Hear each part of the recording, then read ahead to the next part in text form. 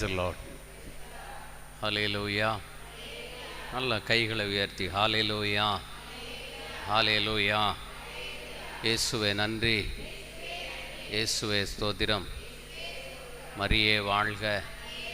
ஹல்லேலூயா, ஹல்லேலூயா. எல்லோரும் முழங்கால் படியிட்டு நம்மை முழுவதும் ஆவியானோட கரங்களில் அர்ப்பணிப்போம்.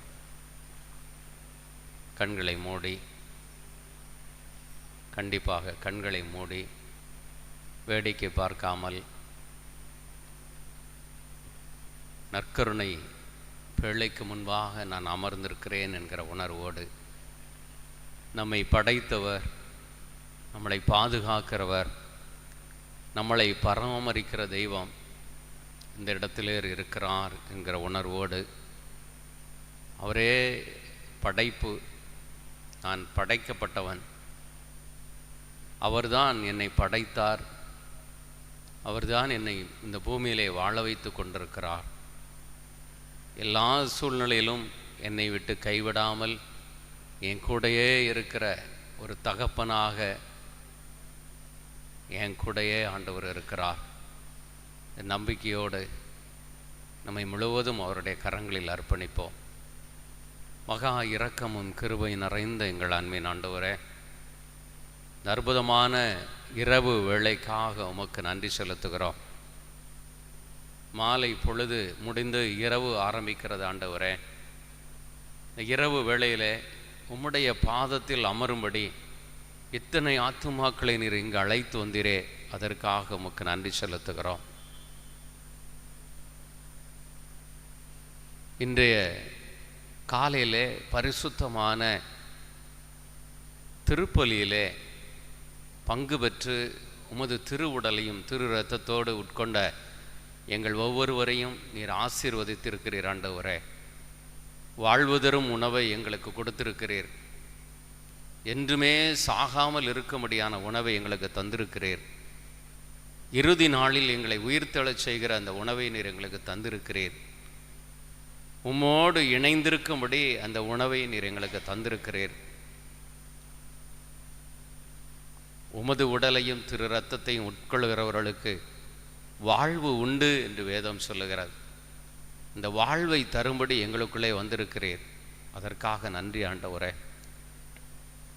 இந்த நாளில் இந்த ஆலயத்திற்குள் கூட நாங்கள் வருவதற்கு தகுதியில்லாமல் வந்திருக்கிறோம் ஆண்டவரே. நற்கருணை பேழைக்கு முன்பாக அமர்வதற்கு தகுதியில்லாமல் வந்திருக்கிறோம் ஐயா. உங்கள் முன்னாடி வந்து நிற்பதற்கு தகுதி இல்லை ஆண்டவரே. ஏனென்றால் நீர் பரிசுத்தமுள்ள கடவுள், தூய்மையான கடவுள், பாவம் என்பதே இல்லாத ஒரு கடவுள். ஆனால் நாங்கள் பாவத்தோடு வந்திருக்கிறோம் ஐயா, பலவீனத்தோடு வந்திருக்கிறோம் ஐயா. பாவத்தை ஏற்றுக்கொள்ளும்படி நாங்கள் வந்திருக்கிறோம் ஆண்டவரே. ஆமாப்பா, நாங்கள் பாவிகள் ஆண்டவரே. நீங்கள் உங்களுடைய பாவ அறிக்கையை செய்யும்படி ஆண்டவர் விரும்புகிறார். ஆண்டவரே, என் பாவங்கள் எல்லாம் மன்னிங்கப்பா. நீர் படைத்த ஒவ்வொரு அவயங்களும் உம்மை போற்றி புகழ வேண்டிய அவயங்கள் ஆண்டவரே. என்னுடைய சிந்தனை, என்னுடைய கண்கள், என்னுடைய செவிகள், என்னுடைய வாய், என்னுடைய உள்ளம், என்னுடைய செய்கை, என்னுடைய நடத்தை, இவை எல்லாமே உம்மையே போற்றி புகழ வேண்டும் ஆண்டவரே. இவையெல்லாம் தேவ மகிமை அற்று போயிருக்கிறதப்பா. இந்த அவயங்கள் எல்லாம் பாவம் செய்திருக்கிறது. ஊனியல்பின் இச்சைகளிலே விழுந்து தகப்பனே பாவம் செய்திருக்கிற எங்களை மன்னிங்கப்பா. அநேகம் பேருக்கு உதவி செய்ய முடிந்தும் உதவி செய்யாமல் இருந்த பாவங்களை மன்னிங்க. உம்முடைய வார்த்தைக்கு கீழ்ப்படியாத பாவங்களை மன்னிங்கப்பா. உம்மை எதிர்த்தும் மறுதளித்தும் நின்ற பாவங்களெல்லாம் மன்னிங்க ஆண்டவரே. தகப்பனே, நீர் இரக்கமுள்ள தெய்வம் என்று வேதம் சொல்லுகிறது. யாரெல்லாம் தேடி வருகிறார்களோ, தான் பாவி என்று யாரெல்லாம் ஏற்றுக்கொள்ளுகிறார்களோ, அவர்கள் மேல் நீர் மனதுருக்கத்தோடு உம்முடைய இரத்தத்தை ஊற்றி கழுவுகிற தெய்வம் ஆண்டவரே. ஏனென்றால் ஒரு மனிதனுடைய பாவத்தை மன்னிப்பதற்கு இயேசு இரத்தம் தேவை ஆண்டவரே. இரத்தம் சிந்துதல் இன்றி பாவ மன்னிப்பு இல்லை என்று வேதம் சொல்லுகிறது. அந்த இரத்தத்தை உம்முடைய உடலில் இருந்து எல்லா இரத்தத்தையும் இந்த பூமியிலே சிந்தி எங்களுடைய பாவங்களுக்கு கழுவாயாக உம்முடைய இரத்தத்தை சிந்திருக்கிறீர் ஆண்டவரே. அந்த விலையேற பெற்ற இரத்தத்தால் எங்களை உச்சன் தலையிலிருந்து உள்ளங்கால் வரை கழுவி சுத்திகரிங்க ஆண்டவரே. எங்களை பரிசுத்தப்படுத்துங்க ஆண்டவரே, பரிசுத்தப்படுத்துங்க. ஏனென்றால் பாவிகளுக்கு கடவுள் செவி சாய்ப்பதில்லை என்று வேதம் சொல்லுகிறது. நாங்கள் பாவத்தோடு வந்திருக்கிற எங்களை உம்முடைய இரக்கத்தினாலே உம்முடைய அருளையினாலே எங்களை மன்னிச்சு உம்முடைய இரத்தத்தால் கழுவி சுத்திகரிங்கப்பா, பரிசுத்தப்படுத்துங்கப்பா. எங்கள் கூட பேசுங்க. இன்றைக்கு நீர் எங்கள் கூட என்ன பேச வேண்டும் என்று விரும்புகிறீரோ இந்த வார்த்தையை கொடுங்கப்பா. வார்த்தையின் ஆழங்களை கற்றுக் கொடுங்க ஆண்டவரே. அதை வாழ்வாக மாற்றும்படி எங்களுக்குள்ளே தூய ஆவியானவர் கடந்து வருவீராக. எங்களுக்குள்ளே வாங்க, எங்களுடைய உள்ளங்களை பண்படுத்துங்க. உலக பற்று நிறைந்திருக்கிற அந்த உள்ளங்களிலிருந்து தீமைகள் எல்லாவற்றையும் வெளியேற்றி தூய ஆவியானவர் நீர் ஆட்கொள்ளும்படி, நீர் குடிகொள்ளுகிற இடமாய் அதை மாற்றும்படி, பரிசுத்தப்படுத்தும்படியாய் நாங்கள் செபிக்கிறோம். இந்த இறை வார்த்தை என்கிற விதை எங்கள் உள்ளம் என்கிற நிலத்தில் விழுந்து இந்த 30, 60, 100 பலன் கொடுக்கும்படி எங்களை ஒப்பு கொடுக்கிறோம். மனிதன் இங்கே வெளிப்பட கூடாது ஆண்டவரே. தூய ஆவியானவரே நீர் வெளிப்படுவீராக. ஏசப்பா, ஆன்ம மீட்பு பணிக்காக வந்திருக்கிற இந்த ஆன்மாவை எல்லாம் மீட்டு கொள்ளும்படி உம்முடைய கரங்களில் ஒப்பு கொடுக்கிறோம். அட்சித்து புனிதப்படுத்தி அபிஷேகித்து அனல் மூட்டி வழி நடத்துங்க. இயேசுவின் மூலம் ஜெபிக்கிறோம் ஜீவனுள்ள நல்ல பிதாவே. அம்மா, இரக்கமுள்ள தாயே, அன்று மேல் மாடியில் கூர்ந்து ஜெபிக்கும் போது உங்கள் வல்லமையுள்ள ஜெபத்தினால் தூய ஆவியானவர் பெற்றுக்கொள்ளும்படி இரக்கம் பாராட்டியது போல நீங்களும் இந்த இடத்திலிருந்து எங்களுக்காக பிறந்து பேசுங்க. எங்கள் கூடையே இருங்க. அருள் நிறைந்த மரியே வாழ்க. ஆண்டவர் உடனே பெண்களுக்குள் ஆசீர்வதிக்கப்பட்டவள் நீரே. உம்முடைய திருவயிற்றின் கனியாகி இயேசுவும் ஆசீர்வதிக்கப்பட்டவரே.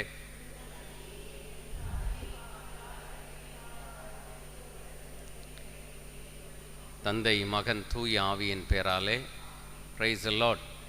நல்ல கைகளை உயர்த்தி ஹல்லேலூயா, ஹல்லேலூயா, ஹல்லேலூயா.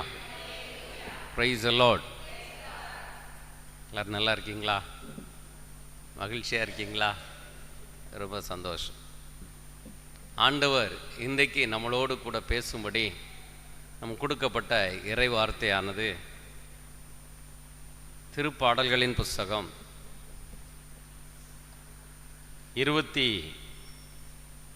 23வது அதிகாரம் 1 வாசியுங்கள். ஒருத்தர் மட்டும் வாசிச்சா போதும். ஆண்டவரே என் நாயன், எனக்கு ஏதும் குறைவில்லை. பசும் புல் வெளி மீது என்னை அவர் இளைப்பார செய்வார். அமைதியான நீர்நிலைகளுக்கு என்னை அழைத்து செல்வார். அவர் எனக்கு புத்துயிர் அளிப்பார். தன்னுடைய பெயருக்கேற்ப என்னை நீதி வழி நடத்துவார். மேலும் சாவின் இருள் சூழ் பள்ளத்தாக்கில் நான் நடக்க நேர்ந்தாலும் நீர் என்னோடு இருப்பதால் எத்தீங்கிற்கும் அஞ்சிடேன்.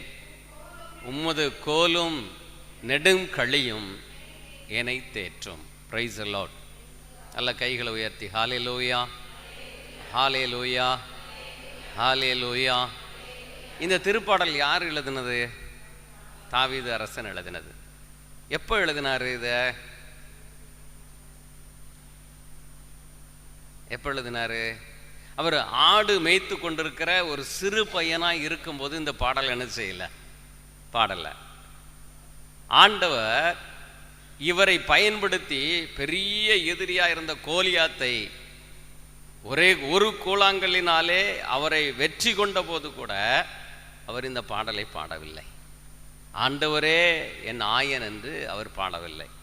எப்போது பாடினார் என்றால், ஒரு அரசனாய் இருக்கும்போது தான் அவர் பாடிய பாடல். ஒரு உயர்ந்த இடத்தில் இருக்கும்போது பாடிய பாடல். ஒரு உதாரணத்துக்கு நம்ம குடும்பத்தை எடுத்துக்கிடுவோமே. நம்ம குடும்பத்தில் ஒரு கணவன் என்ன நினைக்கிறார் என்றால், நான் உழைச்சி கொண்டு வர்றதுனால தான் இந்த குடும்பம் எப்படி இருக்கு, இப்படி உயர்ந்து இருக்கிறது. நான் இல்லைன்னா இந்த இடம் இப்படி இருக்காது, என்னால் தான் இது நடந்துச்சு. ஒரு நிர்வாகத்தில் இருக்கிற யாராக இருந்தாலும் அப்படிதான் இன்னைக்கு எல்லாரும் என்ன செய்கிறாங்க, தன்னுடைய பெயரையும் புகழையும் அதை முன்னிறுத்தி தான் அவர்கள் செய்கிறார்கள். நம்முடைய தமிழக முதல்வரையே எடுத்துக்கொள்வோம். அவர் பல திட்டங்கள், நலத்திட்டங்கள் மக்களுக்கு என்ன செய்துக்கிட்டே இருக்காங்க, செய்து கொண்டே இருக்கிறார்கள். செய்து முடித்த உடனே அவர் என்ன சொல்லுவார் தெரியுமா, எனது தலைமையிலான ஆட்சியின் போது இந்த திட்டங்கள் என்ன செய்யப்பட்டிருக்கிறது, அப்படிதானே சொல்றாங்க. அவர்கிட்ட பதவி இருக்கா, இருக்கா இருக்கா இருக்கா இல்லையா, இருக்கு. அதிகாரம் இருக்கா, இருக்கு. காவல்துறை அதிகாரம் இருக்கா, இருக்கு. பணபலம் இருக்கா, ஆள்பலம் இருக்கா, எல்லாம் இருக்கு, எல்லாம் இருக்கு. அவர் உயர்ந்த இடத்தில் இருக்கிறார். இருந்து மக்களுக்கு ஒரு சேவை செய்யும் போது, ஒரு திட்டமிடும் போது, திட்டமிட்டு அதை செயல்படுத்தும் போது, இந்த திட்டத்தை எனது தலைமையிலான அரசு இதை செய்தது என்று அவர் விளம்பரப்படுத்துகிறார். உண்மையா இல்லையா? உண்மைதானே? இந்தியாவினுடைய பிரதமர் அவரும் அதே போல பல திட்டங்களை மக்களுக்கு என்ன செய்கிறார்கள், செய்து கொண்டே இருக்கிறார்கள். அவர்களும் என்ன செய்கிறார்கள் என்றால், அவரிடத்திலும் பல பதவிகள், பேரு, புகழ் எல்லாம் இருக்கு. அந்த உயர்ந்த இடத்திலிருந்து அவர்கள் சொல்லுகிறார்கள், எனது தலைமையிலான அரசில்தான் இவ்வளவு நன்மைகள் செய்திருக்கிறோம் என்று அவர்கள் திட்டமிட்டு என்ன செய்கிறார்கள் என்றால் செயல்படுத்துகிறார்கள். தன்னுடைய பேருக்காக, புகழுக்காக அவர்கள் அதையெல்லாம் என்ன செய்திருக்கிறார்கள், மக்கள் மத்தியிலே பரப்பி கொண்டிருக்கிறார்கள். Price the Lord. இன்னும் சில இடங்களில் பார்த்தீங்கன்னா கூட்டம் போட்டு அவர்கள் தன்னுடைய ஒரு வருடம் நிறைவேறிய உடனே அதனுடைய நலத்திட்டங்கள் எல்லாம் என்ன மக்களுக்கு போய் சேரணும்னு சொல்லி என்ன செய்கிறார்கள், மேடை போட்டு சொல்லுகிறார்கள். கூட்டம் கூட்டமாக போய் சொல்லுகிறார்கள். வீடுகளில் போய் நோட்டீஸ் அடித்து வீடெல்லாம் கொடுக்கிறார்கள். தாங்கள் செய்கிற ஒரு காரியத்தில் இவ்வளவு நாங்கள் நன்மை செய்திருக்கிறோம், இது எனது தலைமையில் தான் நடந்தது என்று அவர்கள் தங்களை பெருமையாக பேசிக்கொண்டு செய்த காரியங்களை எல்லாம் செய்கிறார்கள். இதெல்லாம் யாருடைய வரிப்பணத்திலிருந்து செய்யப்படுகிறது? மக்களுடைய வரிப்பணத்திலிருந்து செய்யப்படுகிறது. ஆனால் பேரு புகழ் அவர்களுக்கு, ஏனென்றால் ஆட்சியில் இருக்கிறார்கள், அவர்கள் திட்டமிடுகிறார்கள், அவர்களுக்கு பேரு புகழுக்காக அவர்கள் செய்து கொண்டிருக்கிறார்கள். இதே போலதான் தாவீது ராஜாவும் உயர்ந்த பதவியில் இருந்தார். அவருக்கு என்ன பதவி இருந்துச்சு? ஒரு அரசனாய் இருக்கிறார்.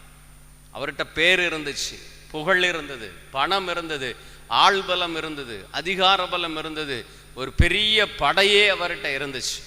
இவ்வளவு உயர்ந்த பதவியில் இருக்கிற இந்த தாவீது ராஜா சொல்லுகிறார், போன இடங்களிலெல்லாம் வெற்றி பெற்றார். அவர் சென்ற இடமெல்லாம் ஆண்டவர் வெற்றி பெற்றார். அவருடைய ஆளுகைக்குட்பட்டிருந்த இடங்களில் மிகுந்த அமைதி நிலவியது என்று வேதம் சொல்லுகிறது.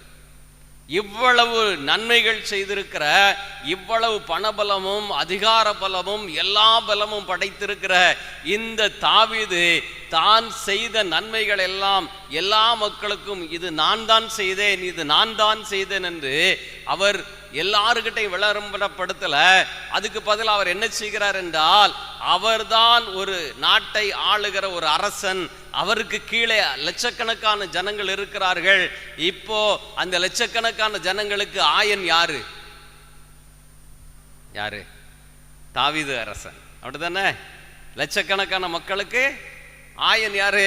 தாவீது அரசன். ஆடுகள் யாரு? மக்கள். இப்போ இவர் இந்த ஆட்டை பூரா நான் இப்படி நடத்துறதுக்கு என்கிட்ட திறமை இருந்து, என் திறமையில தான் நான் இதை செஞ்சேன்னு சொல்லி அவர் என்ன செய்யல, சொல்லல. என் ஞானத்தினாலதான் இதெல்லாம் செஞ்சேன்னு சொல்லி சொல்லல. என் பலத்துல இதை செஞ்சேன்னு சொல்லல. என்கிட்ட இருந்த வல்லமையை கொண்டு, அதிகாரத்தை கொண்டு தான் இந்த ஜனங்களுக்கு நான் இவ்வளவு செஞ்சேன், இவ்வளவு வெற்றி பெற்றேன் என்று அவர் சொல்லவில்லை. அவர் சொன்னாரு, எனக்கு ஒரு ஆயன் இருக்கிறார், எனக்கு அவர்தான் எனக்கு ஆயன். எவ்வளவு பெரிய தாழ்ச்சி பாருங்க, எவ்வளவு பெரிய உயர்ந்த இடத்தில் இருந்தாலும் தாவீது ராஜா எப்படி இருக்கிறார் என்றால், கடவுளுக்கு முன்பாக தன்னை தாழ்த்துகிற ஒரு மனிதனாக அவர் இருந்தார். அப்ப தாழ்ச்சி என்பது எல்லாருடைய வாழ்க்கையிலும் எப்போதும் இருக்கக்கூடிய ஒரு நிலை. தாழ்ந்திருக்கும் போது தாழ்ச்சி இருக்கிறது, உயர்வடைந்த பின்பு அதே தாழ்ச்சியை ஆண்டவர் நம்மளிடத்துல எதிர்பார்க்கிறார். தாவீது ராஜா கிட்ட இருந்துச்சு. அவர் சொன்னாரு, இவ்வளவு வெற்றிக்கும் என்கிட்ட இருக்கிற ராஜதந்திரம் தான் இதற்கு பலன் கொடுத்தது என்று அவர்கள் சொல்லவில்லை. என்கிட்ட இவ்வளவு வெற்றிகள் பெற்றதற்கும் என்னுடைய படை வீரர்கள் தான் காரணம் என்று அவர் சொல்லவில்லை. என்னுடைய நிர்வாகம் தான் காரணம் என்று சொல்லவில்லை. இவரை சுற்றி இருந்த மக்கள் எல்லாருக்கும் அமைதியாய் வாழ்ந்ததுக்கு என்னுடைய நிர்வாக திறமைதான் இதற்கு காரணம் என்று அவர் சொல்லவில்லை. இவ்வளத்திற்கும் காரணம் யார் என்றால், எனக்கு ஒரு ஆயன் இருக்கிறார், இந்த ஆயனே என்னை வழி நடத்துகிறார். கைகளை தட்டி ஆண்டவருக்கு நன்றி சொல்லுவோமா? அப்ப என்னை வழி நடத்துவது யார் என்றால் ஆயனாகிய கடவுளே இருக்கிறார். இது எல்லாம், இந்த பேரு, புகழ், பதவி, உயர்வு, செல்வம், மேன்மை எல்லாமே இது என்னால் வந்தது அல்ல என்பதில் மிக தெளிவாக தாவீது ராஜா இருக்கிறார். இது எல்லாவற்றிற்கும் காரணம் யார் என்றால், என்னை படைத்த தெய்வம் ஒருவர் இருக்கிறார், அவரே எனக்கு ஆயனாக இருக்கிறார். இவ்வளவு உயர்ந்த பதவியில் இருக்கிற அவருக்குள்ளே ஆணவம் இல்லை, பெருமை இல்லை, அகந்தை இல்லை, செல்வ செருக்கு இல்லை. அவருக்குள்ளே என்ன இருந்தது என்றால் தாழ்ச்சி இருந்தது. மிகப்பெரிய தாழ்ச்சியோடு இருந்து அவர் என்ன சொல்லுகிறார் என்றால், ஆண்டவரே என் ஆயன். ஏனென்றால் நான் ஒரு ஆடு, என்னை வழிநடத்துவதற்கு ஒரு ஆயன் தேவை. அந்த ஆயனை அவர் கடவுளை வைத்திருக்கிறார், கடவுளை வைத்திருக்கிறார். அதனாலதான் அவர் துணிஞ்சு பாடுகிறார், எல்லா நம்பிக்கையோடு பாடுகிறார். எப்படி? ஆண்டவரே என் ஆயன். நீங்க நம்மளால சொல்ல முடியுதா? ஆண்டவர் தாயா எனக்கு ஆயன் சொல்ல முடியுதா? எல்லாரும் ஒவ்வொரு விதத்துல, ஒவ்வொரு விஷயத்துல நான் என்கிற ஒரு அகந்தையில நாம் வாழ்ந்து கொண்டிருக்கிறோம். என்னாலதான் இது நடந்துச்சு, நான் இல்லைன்னா இது நடக்காது. நான் நான் நான் என்கிற நிலையில் தான் இன்றைக்கு மனிதர்கள் வாழ்ந்து கொண்டிருக்கிறார்கள். இந்த குடும்பத்தை படைத்தது, இந்த மனிதனை படைத்தது, என்னை படைத்தது யார் என்று நினைவில்லாமல் இன்றைக்கு வாழ்ந்து கொண்டிருக்கிறார்கள் மனிதர்கள். என்னை உருவாக்கியது யாரு? எனக்கு உயிர் கொடுத்தது யாரு? நான் யாருடைய சாயல்? நான் யாரால் இயக்கப்பட்டு கொண்டிருக்கிறேன்? நான் எதற்காக படைக்கப்பட்டிருக்கிறேன்? எதுவுமே இன்றைக்கு மனிதர்கள் தெரியாமல் இன்னைக்கு ஓடிக்கொண்டே இருக்கிறார்கள். தாவீது ராஜாவுக்கு தெரியுது, தன்னை படைத்தவர் யார் என்று தெரிகிறதே. கடவுள் என்னை இயக்காமல் இவ்வளவு வெற்றி என்னால் பெற்றிருக்க முடியாது என்பது தாவீது ராஜாவுக்கு அறிந்திருந்தார். கடவுளே என்னை ஆயனாய் எனக்கு இருந்ததுனாலதான் இவ்வளவு பேரும் புகழும் பதவியும் அந்தஸ்தும் அதிகாரமும் செல்வமும் ஆள்பலமும் எல்லாம் எனக்கு கிடைத்தது என்று அந்த தாவீது ராஜா அறிந்திருந்தார். என்றால் இன்னைக்கு மனிதன், நம்மளை படைச்சது யாரு? வாயை திறந்து சொல்லுங்க. ஆண்டவர் படைச்சாரு. உருவ கொடுத்தது யாரு? நமக்கு உடல்ல இருக்கிற உறுப்பெல்லாம் யாரு படைச்சா? ஆண்டவர் படைச்சார். யார் விருப்பப்படி படைச்சா? அவர் விருப்பப்படி படைச்சார். அப்படிதானே? உயிர் யார் கொடுத்தா? அவர் தான் கொடுத்தாரு. நம்ம யார் சாயல்? கடவுளுடைய செயல். அப்போ டோட்டலாவே நான் ஏன் விருப்பப்படி இந்த பூமியில என்ன செய்யல? உருவாகவில்லை, படைக்கப்படவில்லை. அதை நல்லா புரிந்து கொள்ளணும். அப்ப என்னை படைத்து, என்னை உருவாக்கி, என்னை இந்த பூமியில வாழ வைத்துக் கொண்டிருக்கிறார். ஒவ்வொரு நாளும் நான் வாழ்வதும், இயங்குவதும், நடப்பதும், படுத்திருப்பதும் யாரால? ஆண்டவரால தான். அப்ப நமக்குள்ளே ஆண்டவர் தாவீது ராஜாவின் மூலமாய் ஒரு காரியத்தை கற்றுக் கொடுக்கிறார். என்ன தெரியுமா? தாழ்ச்சி நிறைந்த உள்ளத்தோடு நீ ஆண்டவருக்கு முன்பாக வா. அவர் தன்னை முழுவதும் தாழ்த்தினார். இவ்வளவு உயர்ந்த இடத்தில் இருந்து அவர் சொல்லுகிறார், ஆண்டவரே நாயன், ஆண்டவரே நாயன். நான் ஒரு ஆடு, என்னை வழி நடத்துவதற்கு ஒருவர் இருக்கிறார், எனக்கு ஆலோசனை சொல்ல ஒருவர் இருக்கிறார், என்னை கரம் பிடிக்க ஒருவர் இருக்கிறார், எனக்கு வழிகாட்ட ஒருவர் இருக்கிறார். என்னை விடுவிக்க ஒருவர் இருக்கிறார், எனக்கு நன்மை செய்ய ஒருவர் இருக்கிறார், எனக்கு கற்றுக் கொடுக்க ஒருவர் இருக்கிறார், எனக்கு எல்லா நிலைகளிலும் எனக்கு பாதையை வகுத்து கொடுப்பதற்காக ஒருவர் இருக்கிறார். அவர் யார் என்றால் இந்த உலகத்தையே படைத்தவர் என்று தாவீது அரசன் சொன்னார். எப்படி என்றால், ஆண்டவரே என் ஆயன். கைகளை தட்டி ஆண்டவருக்கு நன்றி சொல்லுவோமா? ரெண்டாவது அந்த வசனத்துல ரெண்டாவது என்ன சொல்லியிருக்கு பாருங்க, ஆண்டவரே என் ஆயன். அடுத்தப்பல என்ன சொன்னார் பார்த்தீங்களா? எனக்கு ஏதும் குறை இல்லை. யாராவது சொல்ல முடியுமா அந்த வார்த்தையை? இந்த உலகத்தில் இருக்கிற எவ்வளவு பெரிய கோடீஸ்வரனா இருக்கட்டும், வீடு முழுவதும் செல்வம் நிறைஞ்சிருக்கட்டும், அவர்கிட்ட போய் நீங்கள் கேளுங்க, உங்களுக்கு எதுவும் குறை இருக்கா அப்படின்னு கேட்டால் என்ன சொல்லுவார்? குறை இருக்கு. எதில் குறை இருக்கு? நிறைய குறை இருக்கு. நிறைய செல்வம் இருக்கிறவங்ககிட்ட நிறைய குறை இருக்கும். ஆரோக்கியத்தில் குறை இருக்கும், நிம்மதி இல்லாத நிலையில் குறை இருக்கும், அமைதி இல்லாத நிலை இருக்கும். இப்படி நிறைய அவங்ககிட்ட போய் பேசினா தான் தெரியும், நிறைய அடுக்கிக்கிட்டே போகலாம். நம்மளை ஆட்சி செய்கிறவர்களிடத்தில் குறை இல்லையா? உயர்ந்த பதவியில் இருக்கிறவர்கள் மத்தியில் குறை இல்லையா? எல்லாருக்குள்ளேயும் என்னாச்சு?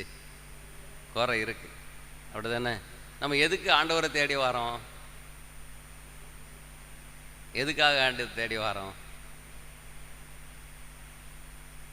என் குறைய நிறைவா மாற்றுங்கன்னு சொல்லி தான் என்ன செய்கிறோம்? உண்மை தானே? என்ன குறை இருக்கு? எனக்கு நோய் இருக்கு, என் நோயை குணப்படுத்துங்க. வரோமா? வரோம். அப்போ நம்ம மருத்துவரை நம்ம எப்படி பார்க்குறோம்? இயேசுவை நம்ம எப்படி பார்க்குறோம்? மருத்துவராக தான் பார்க்குறோம். அப்படிதானே? என் வீட்டில் நிறைய கடன் இருக்குது, இந்த கடனெல்லாம் அடைச்சி கொடுங்கன்னு சொல்லி இயேசுவை தேடி வரோம். நம்ம அப்போ அவரை எப்படி பார்க்குறோம்? என்னங்க, வட்டி கடைக்காரராக பார்க்குறோம். அவர் கடன் அடைச்சி கொடுக்கணும்னு அவர்கிட்ட இருக்கிறத வச்சு தானே கொடுப்பாரு. ஆமாம், எவ்வளோ கடன் அடைச்சி கொடுக்குறவரா பார்க்கும். இல்லை, அதை மாதிரி தான் நம்ம பார்க்கோம். ஏன்னா இன்னைக்கு அடைச்சி கொடுத்தாச்சு, இன்னைக்கு 1 லட்ச ரூபா அடைச்சி கொடுத்தாச்சு. அடுத்தாப்புல என்ன செய்வோம்? விட்டுருவோமா? 2 லட்ச ரூபாய்க்கு வாங்குவோம். அதை அடைச்சி கொடுத்துட்டாரு. அடுத்தாப்புல என்ன செய்வோம்? துணிஞ்சு 5 லட்ச ரூபாய்க்கு வாங்குவோம். இப்போ யார்கிட்ட போய் வாங்குவிய? நம்ம அப்படித்தான் அவரை பார்க்குறோம். எனக்கு வட்டி கட்ட முடியல, எனக்கு ரூபா தாங்க, யார்கிட்ட போய் கேட்கும்? இந்த கடன் வாங்குறதுக்கு ஆண்டவர் சொன்னாரா? நீயோ கடன் வாக்குத்தத்தமே அதான், நீ கடன் வாங்காதிருப்பாய். அப்படிதான் சொன்னாரு. நீ எல்லாருக்கும் கடன் கொடுப்பா. நம்ம அப்படி வசனத்தை மாத்திட்டோம். நீ கடன் வாங்கு, கடன் கொடுக்காத. யாராவது ஒருத்தங்க கடன் கேட்டால் நம்மளால கொடுக்க முடியுதா? கொடுக்க மாட்டோம். ஆனால் கடன் வாங்குறதுக்கு அஞ்ச மாட்டோம். அப்போ இந்த கடன் வாங்கிறதுக்கு யார் காரணம்? யாரு? நம்மன்னு சொல்லக்கூடாது. கடன் வாங்கினவங்க தான் காரணம். அப்படிதானே? கடன் யார் அடைச்சு கொடுக்கணும்? வாங்கிறது நான் என் விருப்பத்துக்கு வாங்கிறது. கடன் வாங்காதன்னு சொல்லிட்டாரு. என் விருப்பத்துக்கு வாங்கிக்கிட்டு கடன் யார் அடைச்சு கொடுக்கணும்? ஆண்டவரே, நான் படுற பாடு உமக்கு தெரியுதா? உமக்கு கண் இருக்கா, காது இருக்கா, மூக்கு இருக்கா? எல்லாம் சொல்லும். அவர் பார்ப்பார், கழுத பாவம் இவ்வளோ கஷ்டப்படுறாங்களே அப்படின்னு சொல்லிட்டு எப்படியோ ஆண்டவர் உதவி செஞ்சு அந்த கடனை அடைச்சிருவார். ஒரு 3 மாதம் கடன் இல்லாமல் ஓடும். அடுத்தாப்புல நம்ம என்ன செஞ்சுருப்போம்னா, அடுத்தாப்புல ஒரு விஷயத்தை நம்ம முன்னாடி வச்சுருப்போம். அது முடிஞ்ச உடனே அடுத்தாப்புல ஒரு குறையை கொண்டு போய் வைப்போம். ஆண்டவரே, எனக்கு இதை தாரும். அதே போல் நம்ம இன்றைக்கி நினைக்கிறோம், 1 லட்ச ரூபா கடன் அடைச்சி கொடுத்தவருக்கு 2 லட்ச ரூபா கடன் அடைச்சி கொடுக்கறது பெரிய விஷயமா அப்படின்னு அடுத்தாப்புல கடன் வாங்குகிறோம். இப்படி கடன் வாங்கி வாங்கி கெட்ட முடியாமல் கடைசியில் யாருக்கு பொறுப்பாளி ஆகிற நம்ம நினைக்கும் தெரியுமா? கடவுளை தான் நம்ம சொல்கிறோம். நான் ஜெபத்துக்கு போகிறேன், பைபிள் வாசிக்க, எல்லாம் செய்கிறேன், ஆனால் என் கடன் மட்டும் ஆண்டவர் என்ன செய்ய மாட்டேக்காரு? அடைச்சி கொடுக்க மாட்டேக்காரு. அவர் கடன் வாங்க சொல்லலை. ஒரு பொருள் வாங்கணும்னு நினைக்கிறோம், ஒரு பொருள் வாங்கணும்னு நினைக்கிறோம். வாங்கணும்னு நினைக்கிறது சரிதான், நியாயமானது, நம்ம விருப்பம் இருக்குது. ஒரு பொருளை வாங்க போகிறோம். வாங்க போகிறதுக்கு முந்தி நம்ம நிலையை என்ன செய்யணும்? யோசித்து பார்க்கணும். இந்த பொருள் நமக்கு தேவையா, நம்ம வீட்டுக்கு தேவையா, எனக்கு தேவையா அப்படின்னு நம்ம என்ன செய்யணும்? யோசிக்கணும். சரி, இது நமக்கு தேவை அப்படின்னு சொன்னால் இப்போ நம்மளால் முடியுமா அப்படிங்கிறத யோசிக்கணும். நம்ம என்ன செய்வோம்னா, அது நம்ம வீட்டுக்கு தேவையா, நம்மளால் முடியுமான்னு நம்ம யோசிக்க மாட்டோம். நம்ம இந்த உடல் சொல்லுது பார்த்தீங்களா, உள்ளம், இந்த இச்சை சொல்லுது எனக்கு அது வேணும்னு சொல்லுது. நம்ம யாருக்கிட்டையும் கேட்டுக்கிடாம நேரே போய் அதை வாங்கி வீட்டில் கொண்டு வந்து வச்சுருவோம். இப்போ இந்த கடன் ஆகி போச்சு, அழகாக நம்ம கணக்கு போட்டு தான் செய்வோம். இது இன்றைக்கி 1000 ரூபா கட்டினா 10,000 ரூபா பொருளாக நம்ம என்ன செஞ்சுக்கிடலாம்? என்னாச்சு? வீட்டுக்கு கொண்டு வந்து கொடுத்துருவோம். மீது 9,000 ரூபா கட்டணும், அதுக்கு வட்டி கட்டணும். இது நம்மளால் கட்ட முடியலைன்னா இந்த கடன் வாங்கினதுக்கு பொறுப்பாளி யாரு? நான் தான். அப்போ இதை வாங்கணுமா வேண்டாமான்னு சொல்லி யாருக்கிட்ட ஆலோசனை கேட்கணும்?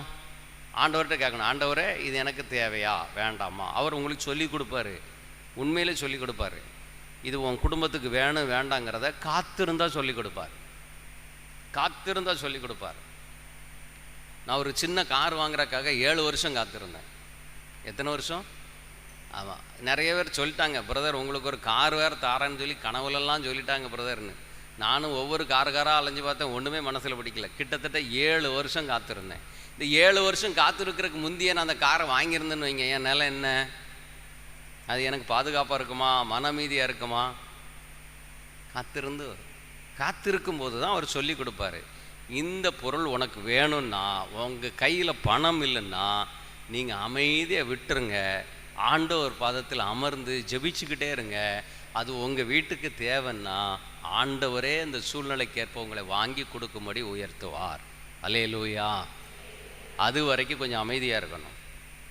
இப்போ ஆண்டவர் என்ன செய்கிறோம்? அடுத்தாப்புல பிள்ளைக்கு கல்யாணம் ஆகலை, யாருக்கிட்ட வந்து நிற்கும்? பிள்ளைக்கு குழந்தை இல்லை, யாருக்கிட்ட வந்து நிற்கும்? வீடு இல்லை, யார்கிட்ட வந்து நிற்கும்? இப்படி பல வகையில் வேலை இல்லை, யார்கிட்ட போய் நிற்கும்? எல்லா நிலைக்கும் அவர்கிட்ட தான் வந்து நிற்கிறோம். நிற்கிறது சரியா தப்பா? சரிதான், தப்புன்னு சொல்ல முடியாது. படைச்சவர்கிட்ட நம்ம போய் கேட்குறது தப்பு இல்லை. ஆனால் நாம் இயேசுவை எப்படி பார்த்து கொண்டிருக்கிறோம் என்றால், இந்த நிலையில தான் நம்ம இயேசுவை பார்த்து கொண்டிருக்கிறோம். தாவீது ராஜா அப்படி பார்க்கல. அவருக்கு பிரச்சனை இருந்திருக்குமா? என்னாச்சு? குறை இருந்திருக்காதா?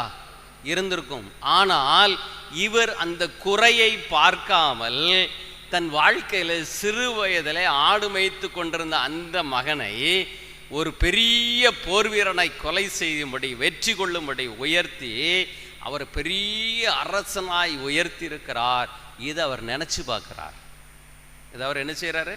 நினைச்சு பார்க்கிறார். தன் வாழ்க்கையில குறை இருக்கு, ஆனா குறைய நினைச்சு பார்க்காம ஆண்டவர் சிறு வயதிலிருந்து அவரை வழிநடத்தியதை அவர் நினைத்து பார்க்கிறார். இரண்டாவது என்ன செய்கிறார் என்றால், இத்தனை போர்களிலே ஆண்டவர் எனக்கு வெற்றியை தந்திருக்கிறார், இதை நினைச்சு பார்க்கிறார். அதுக்கப்புறம் பார்க்கிறாரு, இத்தனை மக்களை வழிநடத்தும்படி ஞானத்தையும் வல்லமையும் ஆற்றலையும் அதிகாரத்தையும் எனக்கு என்ன செஞ்சிருக்கிறார்? தந்திருக்கிறார். அதை பார்க்கிறார். இந்த ஜனங்களுக்கு அடிப்படை வாழ்வுக்கு தேவையான எல்லா நலன்களையும் செய்யும்படி என்னை ஆண்டவர் இந்த இடத்துல ஒரு பொறுப்புள்ள ஒரு மனிதனாய் உட்கார வைத்திருக்கிறார், அதை செய்தும் முடித்திருக்கிறார் என்பதை அவர் நினைத்து பார்க்கிறார். அப்போ தனக்கு இருந்த எந்த நிலையினாலும் அதை ஏற்றுக்கொள்ளுகிற நிலையை அவர் தன் வாழ்க்கையிலே கடைபிடித்தார். ஆண்டவர் தன் வாழ்க்கையில செய்த எல்லா நன்மைகளை நினைத்து பார்த்து, என் வாழ்க்கையில இது ஆண்டவர் என்னை வாழ வைக்கிற நிலையை அவர் ஏற்றுக்கொள்கிறார். என் சூழ்நிலை இப்படிதான், இதற்கேற்ப என்னை ஆவியானவர் ஆண்டவர் வழிநடத்தி கொண்டிருக்கிறார், இந்த சூழ்நிலையை நான் ஏற்றுக்கொள்ளுகிறேன் என்று அவர் என்ன செய்கிறார் என்றால், அந்த குறைவு இருந்த இடத்துல கூட அதை குறைவாய் பார்க்காமல் தன்னிடத்தில் இருந்து ஆண்டவர் செய்த நிறைவை அவர் பார்க்கிறார். அதனால தான் தாவீது ராஜாவை ஆண்டவர் எப்படி சொல்றாருன்னா, திருத்தூதர் பணி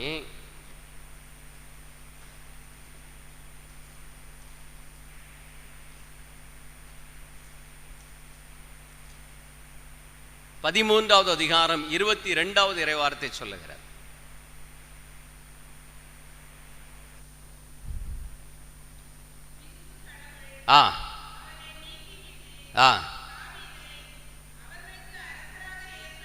தாவீதை அவர்களுக்கு அரசராக அவர் நியமித்தினார்.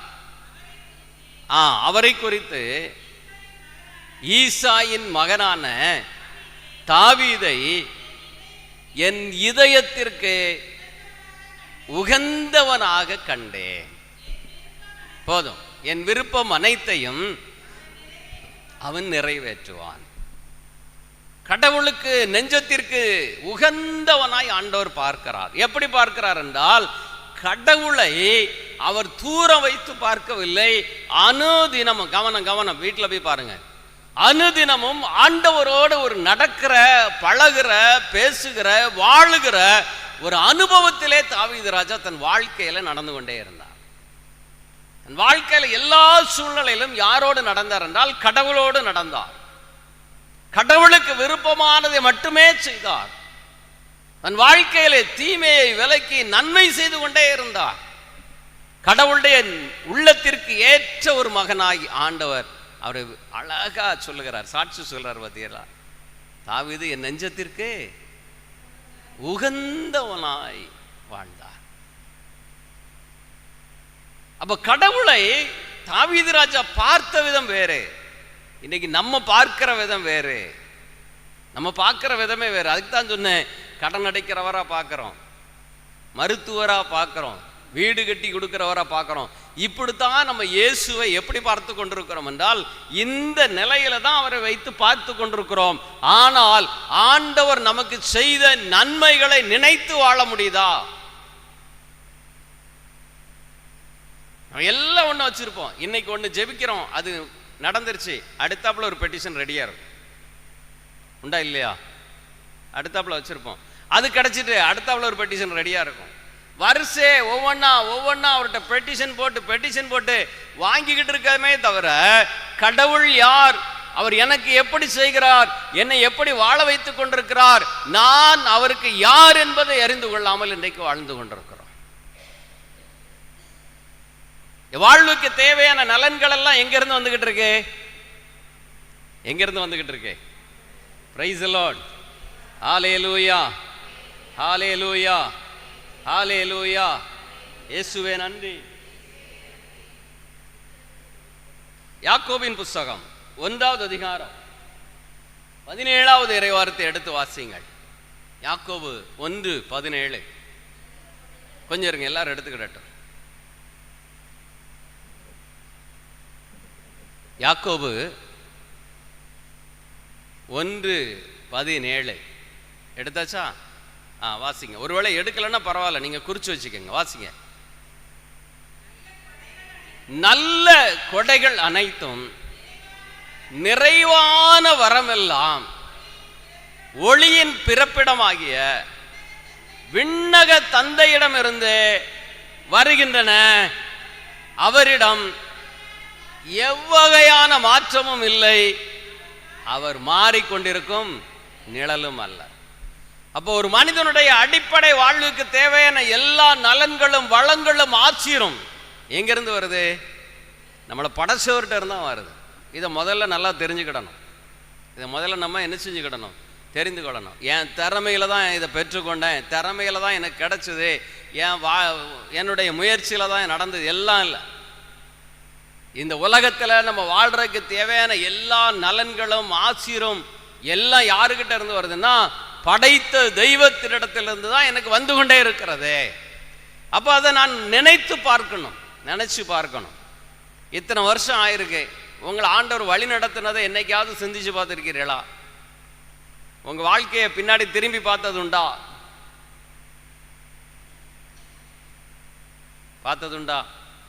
இஸ்ராயல் ஜனங்களை போலதான் இன்னைக்கு நம்ம வழங்காக்கடத்துடையவர்களா இருக்கும்.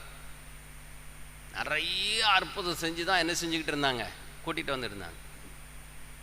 ஒவ்வொரு சூழ்நிலையும் இந்த ஜனங்கள் மறுதளிச்சு தான் போய்கிட்டு இருந்தாங்க. கடவுள் விட்டு விலகி போனாங்க. எகிப்தில் செய்த அற்புதத்திலிருந்து கானான் தேசம் வரைக்கும் இந்த ஜனங்களுக்கு ஆண்டவர் என்ன நன்மைகள் செய்தார் என்றை ஒவ்வொரு நாளும் சிந்திச்சு பார்த்துருந்தாங்கன்னா கடவுளுடைய அன்பை விட்டு அவங்க என்ன செஞ்சிருக்க மாட்டாங்க, விலகி இருக்க மாட்டாங்க. இதே போல உங்க வாழ்க்கையை நீங்க சிந்திச்சு பாருங்க.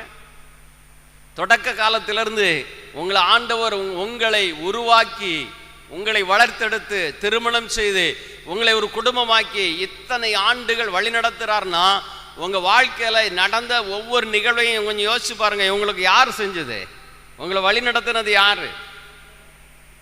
ஆண்டவர் தானே வழி நடத்தினாரு. கரடு முரடான ஒரு சூழ்நிலையில் இருக்கும்போது நீங்க எப்படி இருந்தீங்க? ஒரு பாடுகள் மத்தியில் இருக்கும்போது நீங்க எப்படி இருந்தீங்க? ஒரு துன்பமும் துயரமும் உங்களை ஆட்கொண்டிருக்கும் போது அதிலிருந்து வெளியே வர முடியாத நிலை என்று இருக்கும்போது கூட இன்றைக்கு அதெல்லாம் கடந்து இங்க வந்திருக்கிறீர்கள். இது யாரால நடந்துச்சு? யோசிச்சு பாருங்க. அன்றைக்கு கடவுள் உங்க கூட இல்லைன்னா என்ன நடந்திருக்கும்? தூத்துக்குடியில ஒரு வீட்டில் ஜெபம் நடக்கும். இப்போ என்னை கூப்பிடுவாங்க. ஒரு நேரம் அப்படி கூப்பிடும்போது அங்கே ஜெபத்துக்கு போயிருந்தேன். ப்ரேயர் முடிஞ்ச உடனே ஒரு 45 வயது மதிக்கத்தக்க ஒரு சகோதரியும் ஒரு 70 வயது மதிக்கத்தக்க ஒரு தாயாரும் வந்திருந்தாங்க. பிரதர், உங்கள்கிட்ட ஜெபிக்கணும். எதுக்காக ஜெபிக்கணும் அப்படின்னு கேட்கும் போது அந்த சகோதரி அழுதுட்டாங்க. அவங்க சொன்னாங்க,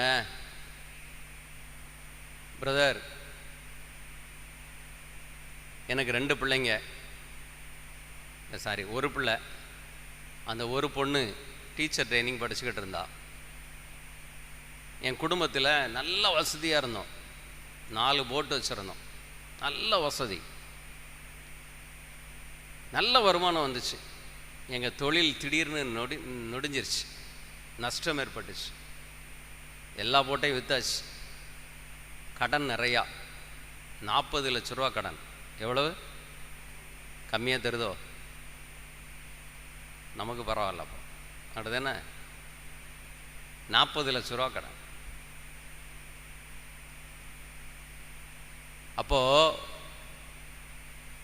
கணவன் ஒரு இடத்துல வேலை பார்க்குறார். அந்த வருமானத்தை வச்சு இவங்க சாப்பிடத்தான் முடியுமே தவிர, வட்டியை கட்ட முடியுமே தவிர பிள்ளைய படிக்க வைக்க முடியாது. அதனால் டீச்சர் ட்ரைனிங் படிச்சுக்கிட்டு இருந்த இந்த பிள்ளைய படிப்பை பாதியில் நிப்பாட்டி வீட்டில் கொண்டு வந்து உட்கார வச்சுட்டாங்க. அந்த கணவன் அந்த மனைவி கிட்ட சொன்னாங்களாம், ஒரு மனைவி கேட்கக்கூடாத ஒரு வார்த்தை. கணவன் சொன்னாராம், நான் செத்து போகிறேன், எனக்கு வர்ற இன்சூரன்ஸ் பணத்தை வச்சு நீ கடன் அடைச்சிட்டு நீ பிள்ளைகளோட சந்தோஷமா இரு அப்படின்னார். எவ்வளவு ஒரு கொடுமையான ஒரு நிலை. இந்த சூழ்நிலையில் அந்த குடும்பத்தில் கடவுள் இருக்காரா இல்லையா? இல்லைன்னா என்ன நடந்திருக்கும்? கடவுள் அந்த குடும்பத்தை கைவிட்டிருந்தா என்ன நடந்திருக்கும்? இதே நிலையில் உங்கள் குடும்பத்தில் பிரச்சனை வந்திருந்தப்போ கடவுள் உங்கள் கூட இல்லைன்னா என்ன நடந்திருக்கும்? உங்களை கைவிட்டிருந்தா என்ன நடந்திருக்கும்? இதெல்லாம் நம்ம சிந்திச்சு பார்க்க மாட்டோம். இதில் திருப்தி அடைய மாட்டோம். நம்ம எதை குறி வைக்கோம்னா, அடுத்தாப்புல ஒரு விஷயத்தை வச்சு ஆண்டவரே நீர் எனக்கு இதை செய்யும் என்று தான் நம்ம என்ன செய்கிறோம். அதில் தான் நம்மளுடைய விருப்பம் இருக்க தவிர, கடவுள் என்னை வழி நடத்தினாரே, இவ்வளவு பாடுகளிலும் இவ்வளவு துன்பங்களிலும் இவ்வளவு துயரங்களிலும் இவ்வளவு கண்ணீர்களிலும் இவ்வளவு அவமானங்களிலும் என் ஆண்டவர் என் குடும்பத்தை கரம் பிடித்து வழி நடத்தி இருக்கிறாரே என்கிற அந்த நம்பிக்கை இல்லாமல் இதெல்லாம் மறந்துட்டு தான் நம்ம முன்னாடி வைக்கிற ஒரு விண்ணப்பத்தில் தான் குறியாக இருக்கிறோமே தவிர, இதை நம்ம நினைத்து நன்றி உள்ளவர்களாக இல்லை. ஆனால் தாவீதுராஜா அப்படி இல்லை. அவருக்கு குறை இருந்தாலும் அவர் சொல்கிறாரு, எனக்கு ஏதும் இந்த வார்த்தையை நம்மளால் சொல்ல முடியல, என்கிட்ட குறை இருக்குது. என்ன குறை இருக்குது சொல்லலாம், ஆவிக்குரிய வளர்ச்சியில் குறை இருக்குன்னு சொல்லலாம். ஆனால் நம்ம அதை சொல்லலை. என்கிட்ட பணம் குறையா இருக்குது, என்கிட்ட அது குறையா இருக்குது, என்கிட்ட இது குறையா இருக்குது, அப்படி தான் நம்ம நினைக்கிறோம். ஆனால் தாவீதுராஜா அப்படி இல்லை. தனக்கு கிடைச்ச வாழ்க்கையில் குறைவாக இருந்தாலும் ஆண்டவர் செய்த நிறைவை மனமும் வந்து ஏற்றுக்கொண்டு தன்னை தாழ்த்தி ஆண்டவருடைய சமூகத்தில் நிற்கிறார்.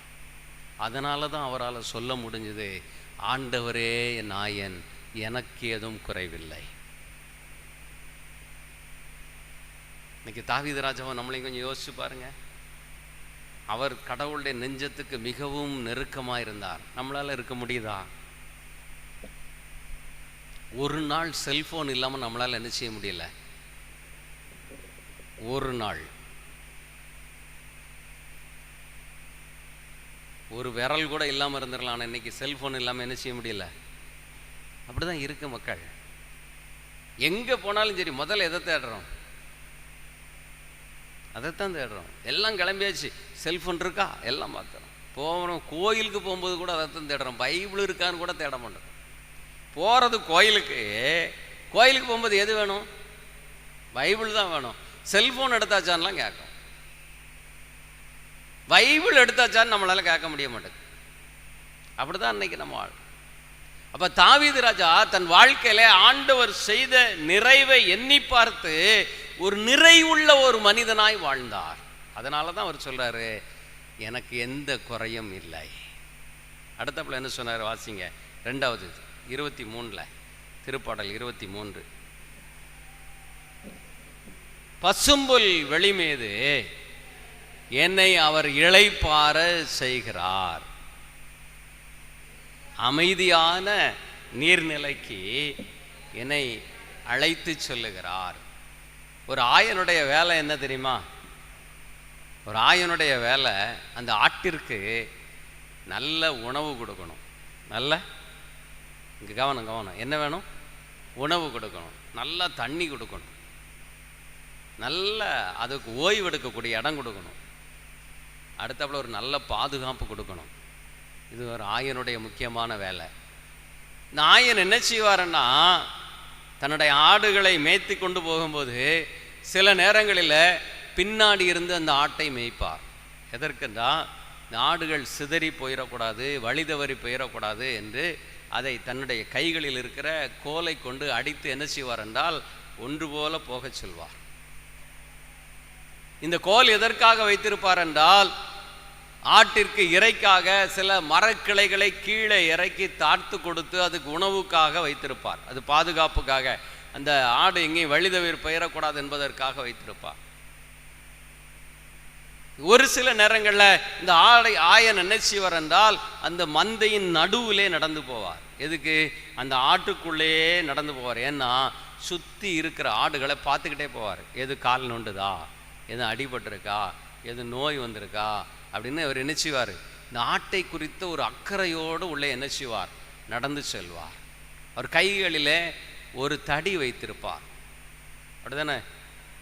அவர் ஒரு தடி வைத்திருப்பார். இது எதற்கென்றால், சில மிருகங்கள் ஆட்டை அடிக்க வரும்போது அதை அந்த கோலால் எரிந்து, அந்த தடியால் எரிந்து தன் மந்தையை பாதுகாப்பதற்கு தன் கைகளில் என்ன செய்திருப்பார் என்றால், ஒலிவ எண்ணெய் எப்போதும் பையில் வைத்திருப்பார். அது காயப்பட்டிருக்கிற ஆட்டிற்கு போட்டு அதை குணப்படுத்தும்படி. சில நேரங்களில் ஆயன் என்ன செய்வார் என்றால், இந்த ஆட்டுக்கு முன்னாடி போவார். எப்படின்னா, அந்த ஆடு முழுவதும் அந்த ஆயனை நம்பி இருக்கும். இந்த ஆட்டினுடைய நம்பிக்கையெல்லாம் யாருக்கிட்ட இருக்கும்? ஆயன் மேலே இருக்கும். இப்போ இது அந்த ஆயனுக்கு தெரியும், நம்ம ஆடு எங்கேயும் என்ன செய்யாது, போகாது. ஏன்னா நல்ல உணவு கொடுத்துருக்கோம், நல்ல இளைப்பாறுதல் கொடுத்துருக்கோம், நல்லா தண்ணி கொடுத்துருக்கோம், நல்ல பாதுகாப்பு கொடுத்துருக்கோம். இந்த ஆடு எங்கேயும் செய்யாது, எங்கேயும் போகாதுன்னு இவர் போய்கிட்டே இருப்பார். இந்த ஆடு என்ன செய்யனா பின்னாடி என்ன செஞ்சுக்கிட்டே இருக்கும்? நடந்து போய்கொண்டே இருக்கும். Praise the Lord. Hallelujah, hallelujah. அதே போல தான் ஆண்டவர் இன்றைக்கும் நம்மை வாழ வைத்து கொண்டிருக்கிறார். நல்ல உணவு கொடுத்துருக்காரா? எத்தனை வீட்டில் இன்றைக்கி நாங்கள் எங்கள் குடும்பத்தில் 5 பேர் இருக்கோம் ஐயா, 2 நேரம் தான் சாப்பிட்றோம், ஒரு நேரம் சாப்பாடு இல்லாதவங்க எத்தனை பேர்? தேவைக்கு அதிகமாகவே என்ன செஞ்சுருக்கோம்? வச்சுருக்கோம், இருக்கு. அப்படி தானே? என்னாச்சு? எங்கள் வீட்டில் ஆளுக்கு ஒவ்வொரு 2 ட்ரெஸ்ஸு தான் இருக்குது. இந்த ட்ரெஸ்ஸை தான் மாற்றி மாற்றி துவைச்சி போடணும். எத்தனை பேர்? பீரோவை திறந்து பார்த்தா தான் தெரியும். பீரோ ஃபுல்லாக துணியாக தான் இருக்குது. அது கழிக்கிறதுக்கு கூட மனம் வர மாட்டேங்குது. ஏதாவது ஒரு ஏழைக்கு கொடுப்பன்னு கூட மனம் வர மாட்டேங்குது.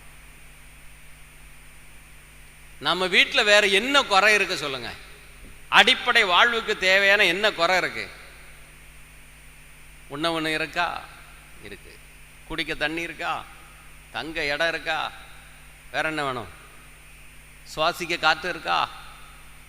இருக்கா இல்லையா? இருக்கு. பயணிக்க வாகனம் இருக்கா? எல்லா வசதியும் இருக்கு.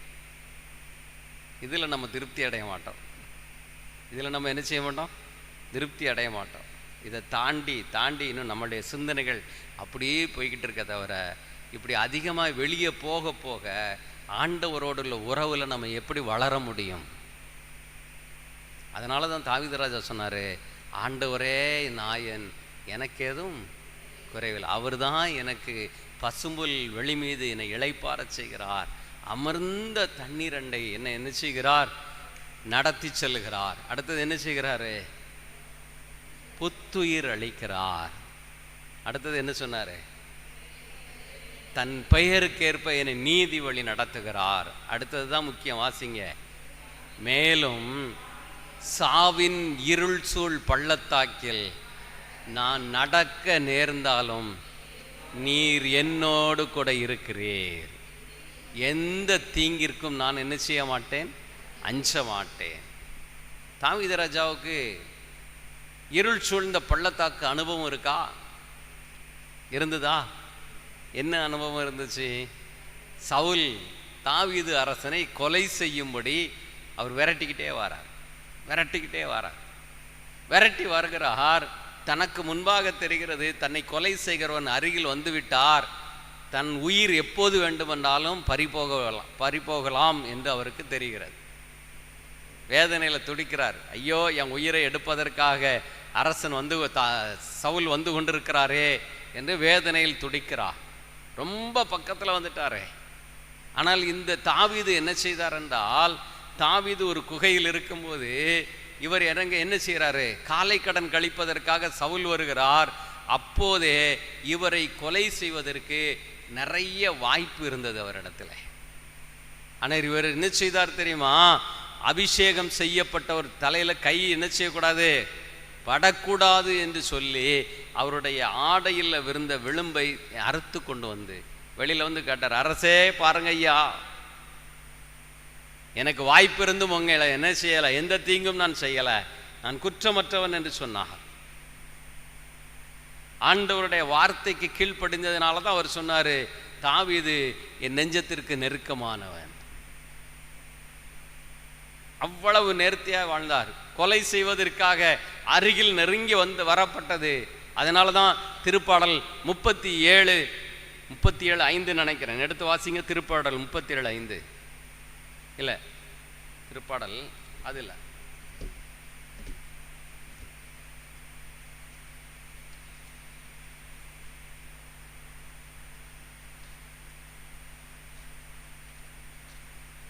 திருப்பாடல் 42:5.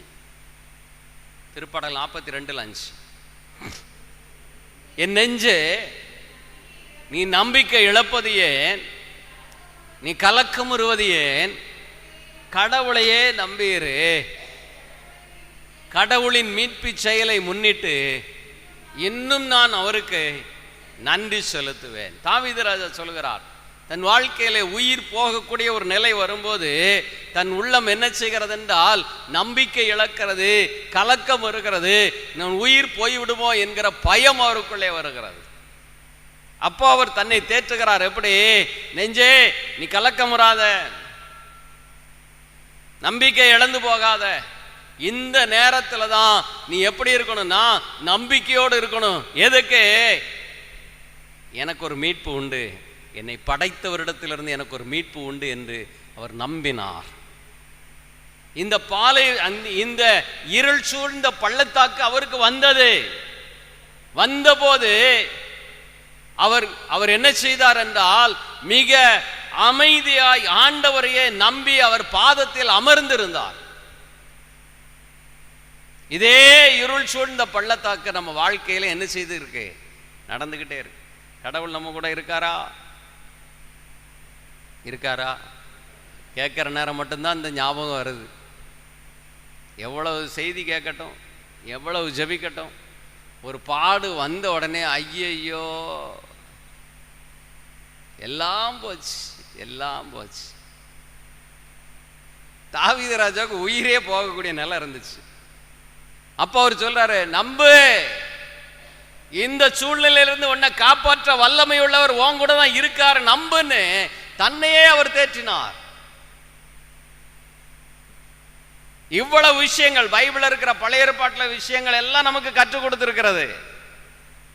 புதிய ஏற்பாடும் நமக்கு கற்றுக் கொடுக்கப்பட்டிருக்கிறது. இவ்வளவு விஷயங்கள் தெரிந்திருந்தோம், நமக்கு என்ன இல்லை, நம்பிக்கை குறைவோடு தான் இருக்கிறோம்.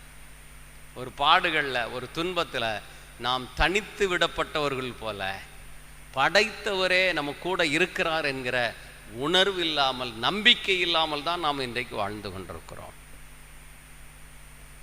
எனக்கு அருமையானவர்களே,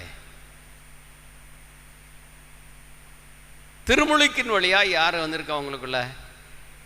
தூய ஆவியானவர் வந்திருக்காரு. எங்க இருக்காரு? நம்ம கூட சொல்லக்கூடாது, ஒவ்வொருத்தரும் உங்களுக்குள்ள வந்திருக்காரு. எதுக்கு வந்தாரு?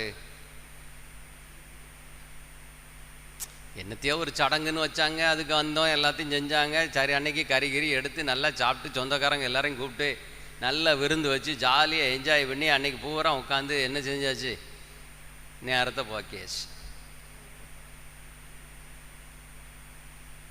எதுக்கு உங்களுக்குள்ள வந்தாரு? லீவு நாள்ல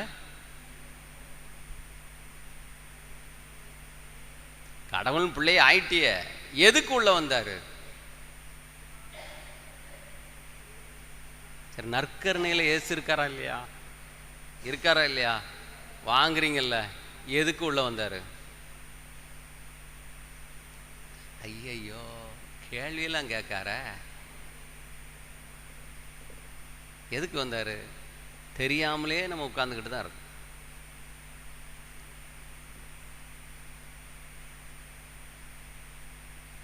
எதுக்கு வந்தாருன்னு தெரியல. உலகத்தையே படைச்சவர் எங்க இருக்காரு? ஒவ்வொருவருக்குள்ளும் இருக்கிறா. எப்படி வந்தாரு? நற்கருணையின் வழியா வந்தார். அப்படிதானே? இப்போ இந்த பிரச்சனையில் கடவுள் உங்க கூட இருக்காரா? இருக்காரா? அப்புறம் ஏன் சோர்வா இருக்கிய? அப்போ ஏன் பயப்படுறிய?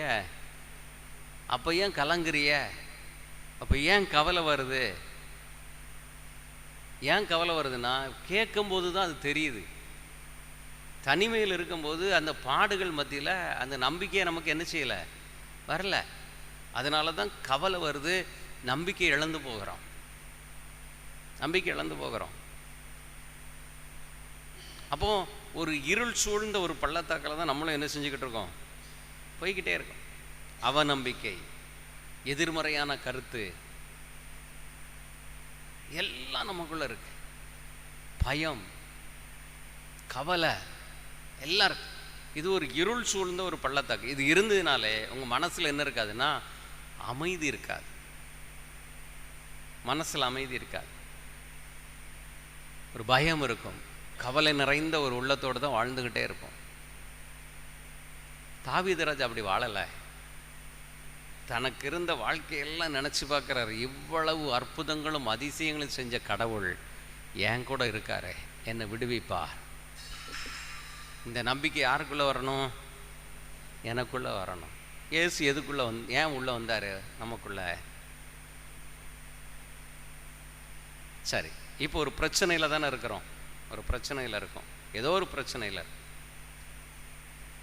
இந்த பிரச்சனையை எதிர்கொள்றதுக்கு நம்ம பலத்தில் இதை மோதுனா எதிராளி பலசாலியாக இருப்பான். பிசாசு எதிராளினா யாரு? எதிர்த்து வீட்டுக்காரங்க நினச்சிடறாங்க. தயவு செய்து நான் எதிராளி என்று சொல்வது யாரு? பிசாசு, சாத்தான். உங்களுக்கு ஒரு தீமையை கொண்டு வரான்னா அவன் எப்படிப்பட்டவன்னா பலசாலி வருவான். நீங்கள் உங்கள் மனித பலத்தில் அது கூட போராடினீங்கன்னா யார் ஜெயிப்பா? யார் ஜெயிப்பா? பிசாசு ஜெயிச்சுட்டு போயிடுவான். ஐயையோ ஐயையோன்னு உட்காந்துக்கிட்டே இருக்க வேண்டியது. இப்போ உங்களுக்குள்ள யார் வந்திருக்கா? இயேசு வந்திருக்காரு. எதுக்கு வந்திருக்காருன்னா, இப்போ உங்களுக்கு எதிராக பிசாசு ஒரு பிரச்சனையை கொண்டு வரும்போது இது யார் துணையோடு நீங்கள் சந்திக்கணும்? இயேசுனுடைய துணையோடு தான் நீங்கள் என்ன செய்யணும்?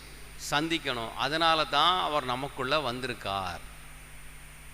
இதை நீங்கள் நினச்சிட்டீங்கன்னா போராட்டம் யாருக்கும் உங்களுக்கும் அந்த பிசாசுக்கும் கிடையாது, இயேசுக்கும் எதிராளிக்கும் தான். இதை நீங்கள் நினச்சிட்டீங்கன்னா அங்கே போர் யார் செஞ்சுக்கிட்டு இருப்பா?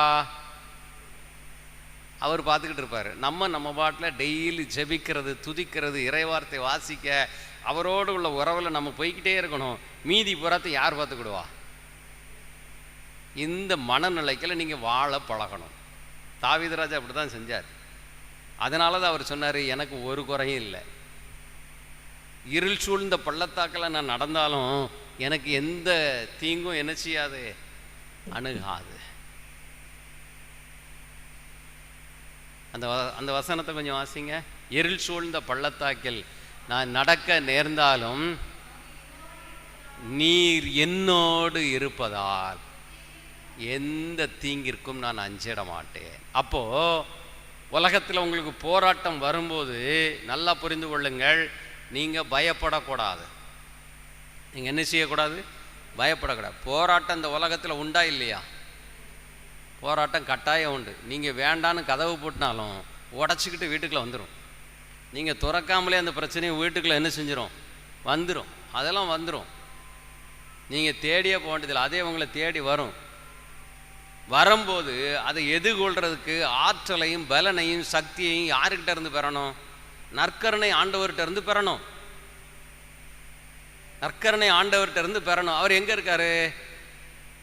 ஏற்கனவே மூடையாக வாங்கி எங்கே இருக்காரு? என்னாச்சு?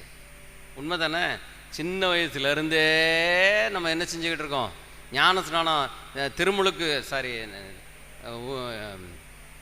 நற்கருணை வாங்கின திருவிருந்திலிருந்து நம்ம என்ன செஞ்சுக்கிட்டு இருக்கோம்? அவர் வாங்கிக்கிட்டே இருக்கோம். கணக்கு பார்த்தீங்கன்னா ஒரு பெரிய குட்டிச்சாக்கு நிறையா நம்ம என்ன செஞ்சுருப்போம்? வாங்கியிருப்போம். வாங்கினவர் எங்கே போனார்? என்னாச்சு? இவ்வளவு இருக்கிற குட்டிச்சாக்கு நிறைய இருக்கிற இயேசு நற்கருணையில் அவர் தானே இருக்காரு. வாங்கி உள்ள வச்சிருக்கமே, அவர் என்ன செய்யறாரு? இது என்னைக்காவது யோசிச்சு பார்த்துருக்கீங்களா? நீங்க சாப்பிட்ற சாப்பாடு உங்களுக்கு எப்படி சக்தி கொடுக்குங்கிறது உங்களுக்கு தெரியும். தெரியுமா தெரியாதா? தெரியும் தானே? தெரியும். நமக்குள்ள வாங்குற இயேசு நமக்குள்ள இருக்காரா இல்லையாங்கிற சந்தேகமே நமக்குள்ள இருக்கும்போது எப்படி வாழ்க்கையில் ஒரு பிரச்சனையை நம்ம எப்படி எதிர்கொள்ள முடியும்? எப்படி எதிர்கொள்ள முடியும்? இன்றைக்கு எங்க வாழ்க்கையில பிரச்சனை இல்லாம இருக்கும் நினைக்கீங்களா? பல பாடுகள், பல பிரச்சனைகள். எங்களுக்கு ஒரே ஒரு நம்பிக்கை, ஆண்டவர் எனக்குள்ள இருக்கார். எவ்வளவோ பிரச்சனைகள்ல இருந்து விடுவிச்சவர், இதுல இருந்து அவர் என்ன செய்வார்? எங்களை விடுவிப்பார்னு பிரச்சனையை அவர் கையில கொடுத்துட்டு எங்க வேலையை பார்த்துக்கிட்டு போய்கிட்டே இருக்கு. அப்ப இதே போலதான் நீங்க என்ன செய்யணும்னா, தாவீது ராஜா தன் வாழ்க்கையில் அனுபவித்ததை தான் அவர் சொல்லுகிறார். ஆண்டவரே என் ஆயன், எனக்கு ஏதும் குறையில்லை. அவர் என்ன செய்கிறார் என்றால், என்னை இருள் சூழ்ந்த பள்ளத்தாக்கில் நான் நடக்க நேர்ந்தாலும் அவர் ஏன் கூட இருக்கிறார். நான் எந்த தீங்க கண்டும் என்ன செய்ய மாட்டேன்? அஞ்ச மாட்டேன். இந்த விசுவாசம் நமக்குள்ள வரணும்.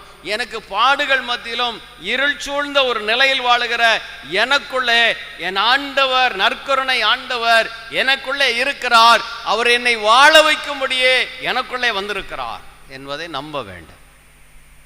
இப்ப பிரச்சனை வந்த உடனே பதறக்கூடாது, பதட்டப்படக்கூடாது, நம்பிக்கை இழந்துடக்கூடாது, கவலைப்பட்டுறக்கூடாது.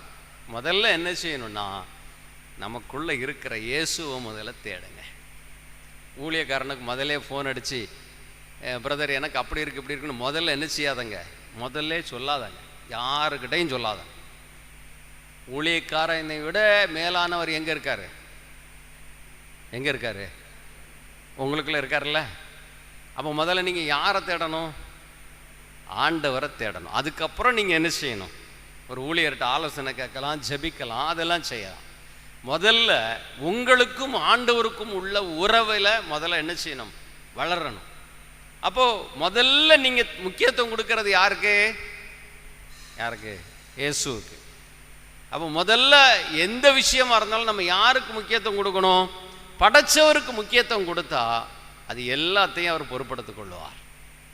நம்ம என்ன செய்யறோம்னா, முதல்ல இந்த உலகத்தில் எல்லாத்தையும் செஞ்சு முடிச்சுட்டு, நம்ம பலத்தில் எல்லாத்தையும் செஞ்சு முடிச்சுட்டு ஒன்றும் முடியலை அப்படின்னா யார்கிட்ட போய் நிற்போம்?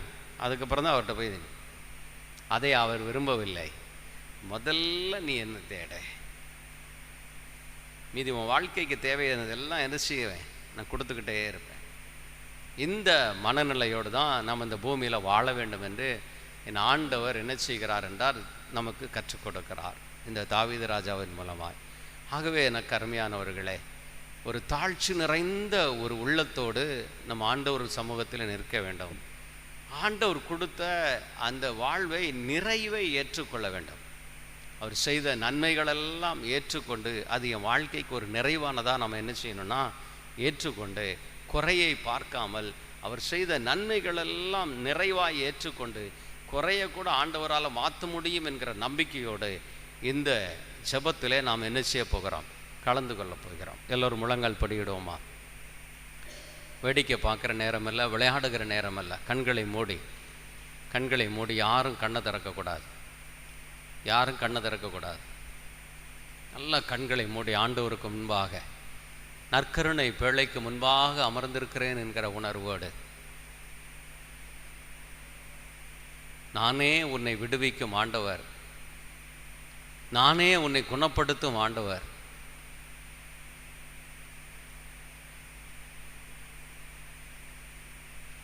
அவரே ஆடுக்கு வாயிலாக இருக்கிறவர், நானே நல்ல ஆயன் என்று சொல்லியிருக்கிறார்.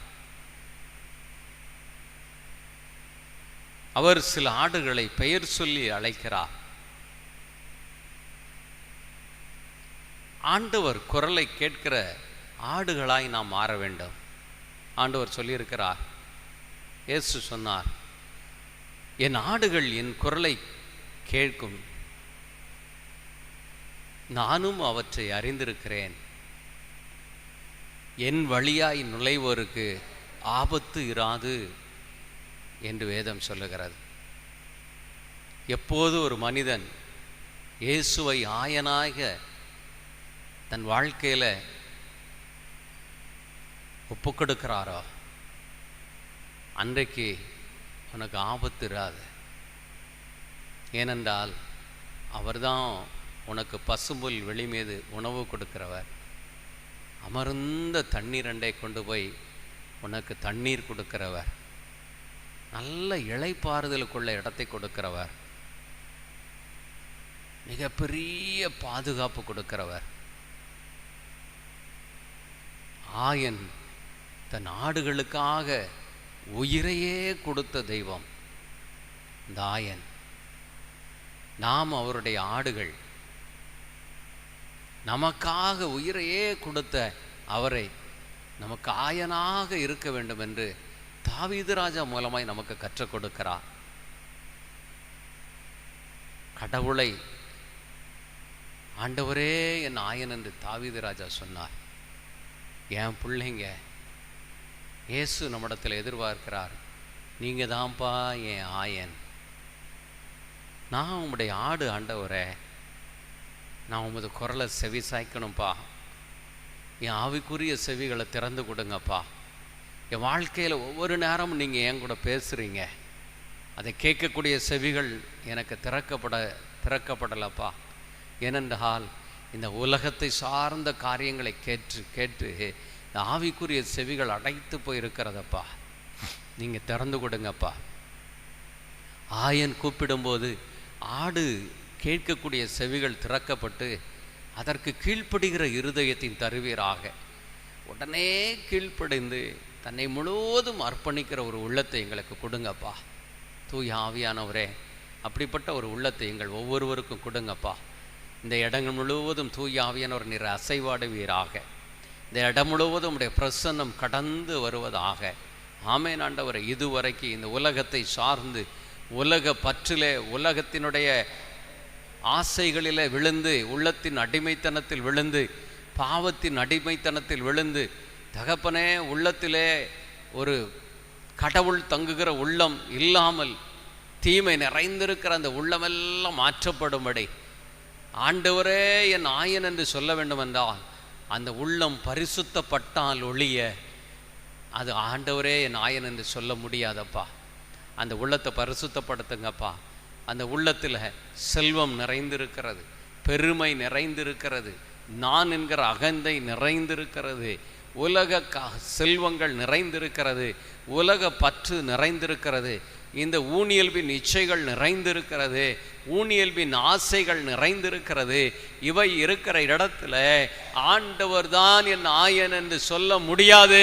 ஆவியானவரே எங்களுக்கு உதவி செய்யுங்கப்பா, எங்களுக்கு உதவி செய்யுங்க ஆவியானவரே.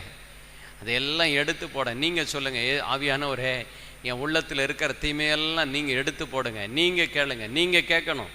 இது ஜெபத்தை கேட்குற நேரம் இல்லை, நீங்கள் ஆண்டவரோடு உள்ள உறவில் வளருகிற நேரம் இது, உங்களை அர்ப்பணிக்கிற நேரம் இது. நீங்கள் அவர்கிட்ட சொல்லுங்கள், ஆண்டவரே ஆவியானவரே என் உள்ளத்தில் தீமை நிறைந்திருக்கிறது, அழுக்கு நிறைந்திருக்கிறது, உலக செல்வம் நிறைந்திருக்கிறது, ஊனியல்வின் இச்சைகள் நிறைந்திருக்கிறது, ஊனியல்வின் ஆசைகள் நிறைந்திருக்கிறது. இது இருக்கிற இடத்துல ஆண்டவரே என் ஆயன் என்று சொல்ல முடியாது. ஆவியானவரே நீங்கள் என் உள்ளத்தில் வந்து எனக்குள்ள இந்த தீமையெல்லாம் எடுத்து போடுங்க.